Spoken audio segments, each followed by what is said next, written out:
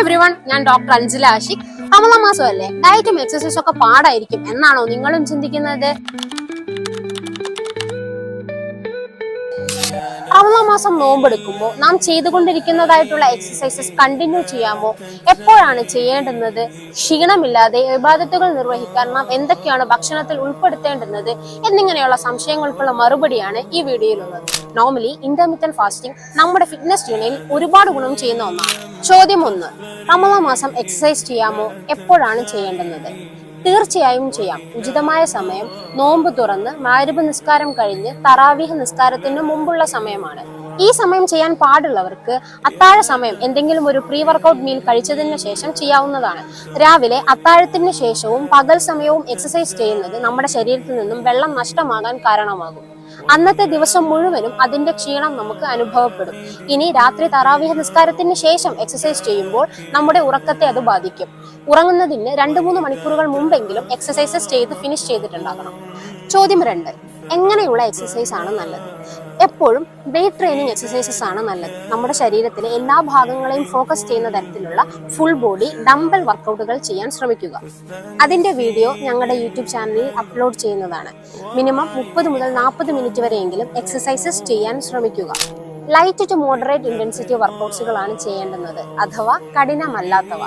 Dead lift പോലുള്ള high intensity വർക്കൗട്ട്സുകൾ ഒഴിവാക്കുന്നതാണ് നല്ലത്. ഇനി നിങ്ങൾ ഇതുവരെ എക്സസൈസസ് ഒന്നും ചെയ്യാത്തവരാണെങ്കിൽ ഈ സമയം നിങ്ങളുടെ ഫിറ്റ്നസ് ജേർണി തുടങ്ങാൻ ഒരു ഓപ്പർച്യൂണിറ്റി ആയിട്ട് കാണുക. ആദ്യ കുറച്ച് നാളുകളിൽ ബ്രിസ്ക് വാക്കിംഗ് തുടങ്ങുക, അതായത് വേഗത്തിലുള്ള നടത്തം. അത് പതിവാക്കിയ ശേഷം കുറച്ച് നാളുകൾ കഴിഞ്ഞ് 3-4 ദിവസങ്ങൾ കഴിഞ്ഞ് മേൽ പറഞ്ഞ പ്രകാരമുള്ള ഡംബൽ വർക്കൗട്ട്സുകൾ ചെയ്യുക. ചെറിയ വെയിറ്റ്സിൽ ആരംഭിക്കുക. ഈ സ്ക്രീനിൽ കാണിച്ചതുപോലെ 2 കിലോന്റെ പെയറാകും ബിഗിനേഴ്സിന് നല്ലത്.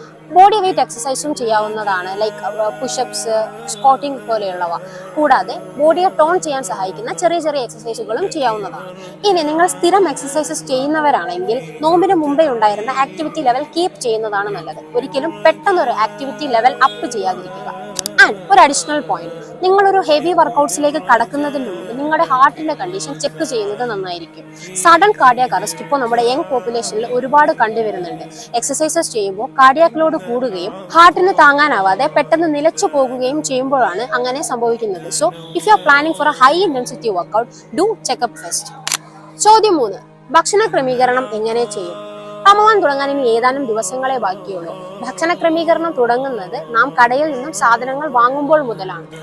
പാക്ഡ് ഐറ്റംസ്, പാക്ഡ് ആയിട്ടുള്ള fruit juices, biscuits, carbonated drinks, sugar ഒരുപാടുള്ള സ്നാക്സ് എന്നിങ്ങനെയുള്ള processed items വാങ്ങാതിരിക്കുക.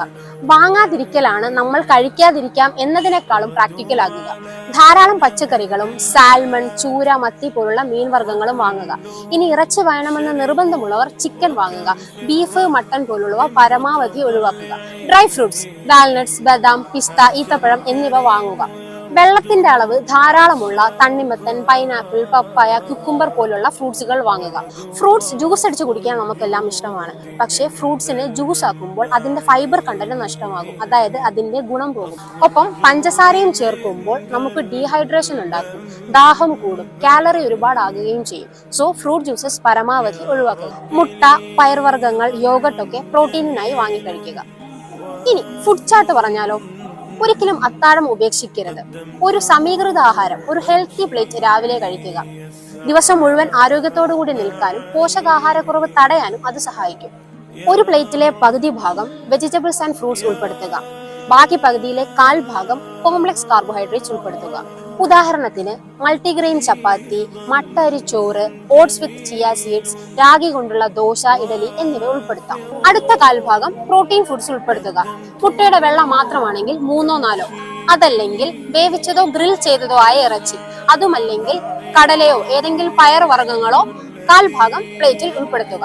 Dry fruits 3-4 walnuts, 5-6 ബദാം, പിസ്ത, 2-3 ഡേറ്റ്സ് എന്നിവയും കൂടെ മോർണിംഗ് ഭക്ഷണത്തിൽ ഉൾപ്പെടുത്തുക. വെറും വയറ്റിൽ ചായയോ കോഫിയോ ഒന്നും കുടിക്കാതിരിക്കുക. ഗ്യാസ് പ്രോബ്ലം ഉണ്ടാക്കാൻ കാരണമാകും. ഭക്ഷണശേഷം നിർബന്ധമെങ്കിൽ 1 ഗ്ലാസ് കുടിക്കാവുന്നതാണ്. നോർമൽ വെള്ളം ധാരാളം കുടിക്കുക. ഒറ്റയടിക്ക് ഒരുപാട് ഗ്ലാസ് വെള്ളം കുടിക്കുന്നതിൽ കാര്യമില്ല. അത്താഴശേഷം ഉടനെ ഉറങ്ങാതിരിക്കുക. സുബഹി കഴിഞ്ഞ് ചെറിയൊരു വാക്കിന് പോകുക. സൂര്യപ്രകാശം ഒരുപാട് അടിക്കുന്ന തരത്തിലുള്ള ജോലികൾ ഒഴിവാക്കുക. ക്ഷീണമെങ്കിൽ ഉച്ചയ്ക്ക് കുറച്ചുറങ്ങാവുന്നതാണ്. ഓരോരുത്തരുടെയും ജോലിക്കനുസരിച്ച് പ്ലാൻ ചെയ്യുക. നല്ല ഭക്ഷണവും കൃത്യമായ വ്യായാമവും ആവശ്യത്തിന് വിശ്രമവും ശരീരത്തിന് നോമ്പിനെന്നല്ല എപ്പോഴും ആവശ്യമാണ്. ഇനി ഇഫ്താർ എങ്ങനെ പ്ലാൻ ചെയ്യാം? ഇഫ്താറിന് മുമ്പ് കുറച്ച് നടക്കുക, 15 മിനിറ്റ്, അധികം ക്ഷീണിക്കാത്ത വിധത്തിൽ. നോമ്പ് തുറക്കുന്നത് ഈത്തപ്പഴം കൊണ്ടാകുക, അതാണല്ലോ സുന്നത്തും. ഒപ്പം 1-2 ഗ്ലാസ് നോർമൽ വെള്ളം കുടിക്കുക. ശേഷം കുറച്ച് ഫ്രൂട്ട്സ് എന്തെങ്കിലും കഴിക്കുക. എന്നിട്ട് മഗ്‌രിബ് നിസ്കരിക്കുക. ഫ്രൂട്ട് ജ്യൂസസ് ഒന്നും അധികം കുടിക്കാതിരിക്കുക. ശേഷം മെയിൻ മീൽ മേൽ പറഞ്ഞ പ്രകാരം സമീകൃത ആഹാരമായി ഹെൽത്തി പ്ലേറ്റ് ആയിട്ട് കഴിക്കുക. വയറ് നിറയെ കഴിക്കാതിരിക്കുക. നാം സാധാരണയായി കണ്ടുവരുന്നത് നോമ്പ് തുറക്കുമ്പോൾ ഒരുപാട് ജ്യൂസുകളും എണ്ണ പലഹാരങ്ങളും കഴിക്കും. പിന്നെ തറാവീഹിന് ശേഷം സമൃദ്ധമായി ഫുഡ് കഴിക്കും. ഉടനെ ഉറങ്ങുകയും ചെയ്യും. അങ്ങനെ ചെയ്യുമ്പോൾ ഫുഡ് ദഹിക്കില്ലെന്ന് മാത്രമല്ല, ഗ്യാസ് പ്രോബ്ലംസ്, ബ്ലോട്ടിംഗ്, ക്ഷീണമൊക്കെ പിറ്റേ ദിവസവും കാണും. ഫുഡ് അങ്ങനെ രാത്രി വൈകി കഴിക്കുന്നതും നല്ലതല്ല.